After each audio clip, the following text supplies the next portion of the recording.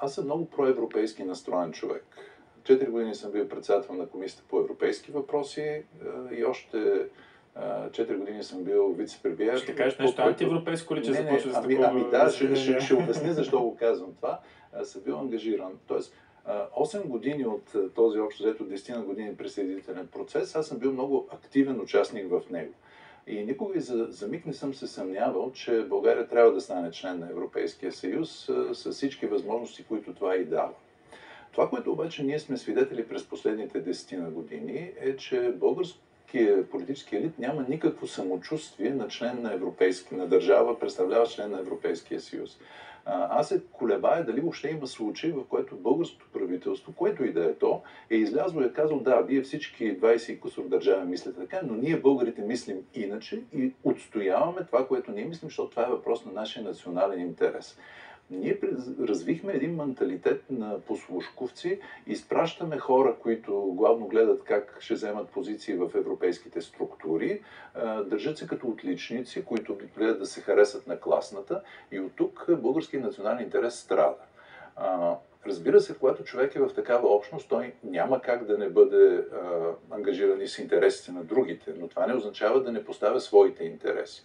Въглищните централи създават, разбира се, множество проблеми, но те са един източник на, да подчертаем, ефтина енергия. Ефтина енергия. Ускъпяването, за което говори господин премиер и всички останали, идва не от цената на производството, а от това, че Европейския съюз налага един своеобразен данък върху тях. Но това по същество вече не я прави ефтина накрая на...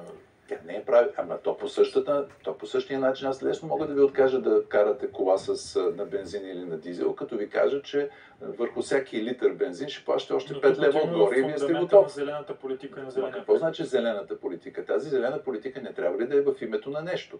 Ние в световен мащаб, ние дори не сме наясно дали човекът влияе чак толкова на глобалното затопляне, колкото се твърди, че влияе. В крайна сметка ще ви дам един много прост пример. Когато викингите през 10-11 век се заселват в Гренландия, те я наричат Грönланд, зелена земя. Сега никой нормален човек днес, като отиде в Гренландия, няма да нарече зелена земя. Те пристигат в определен период на годината, в който има цъфтеж. Няма такова нещо. Те пристигат в един топъл, по мнението на всички историци и специалисти в тази област, някъде между 950 и 1300 година, която е бил топъл период по времето на Земята. И този топъл период въобще не е дошъл от това, че има двигатели с вътрешно горене, тъй като те са открити векове по-късно. Така че малко по-полека с тези неща, да не забравяме, че хората живеят днес, те живеят сега, те живеят в някакъв конкретен... Аз не казвам да замърсяваме всичко и да се държим като скакалци, но все пак трябва да бъдем малко по-внимателни в тези неща, защото иначе ще отидем в обратното. Да, ние ще затвориме централите, понеже сме поели, не знам кой някога си е поел някакъв ангажимент, и в крайна сметка ще се стигне до той, защото ще трябва да внасяме ток. От нетен износител на ток, ние ще трябва да станем нетен вносител на ток. И ще трябва ние с вас и всички, които ни гледат, да платим. За момента не сме сигурни в тези притеснения, тъй като, казват експертите, може да се въведат заместващи мощности. А какво пречи да запазим и тези? Като има заместващи, нека заместващи полекате... Професоре, знаете, не са съвместими с какво? С посоката, която е по Европейски съюз и ние като част. Ама тази посока, тя не е... Вижте, ето това е което аз исках да кажа.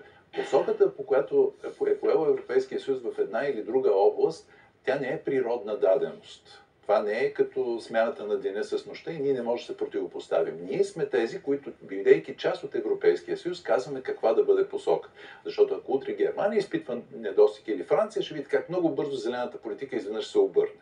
Тя има някои девиации, така или иначе, и в тези страни. Професор, много ви благодаря за този разговор. И аз благодаря. Професор Вълчев в студиото ни, не остана време да коментираме Конституцията. То там всичко е ясно. Там всичко е ясно. Добре, надявам се скоро да проведем и този разговор.